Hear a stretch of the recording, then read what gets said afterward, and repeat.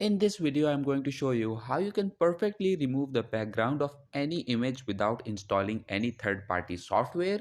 The method is simple, but do watch the full video to understand the complete procedure. So let's jump to the video.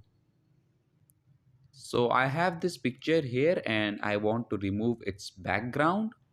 So what you need to do is to open your internet browser, and in the search bar you need to type background remover.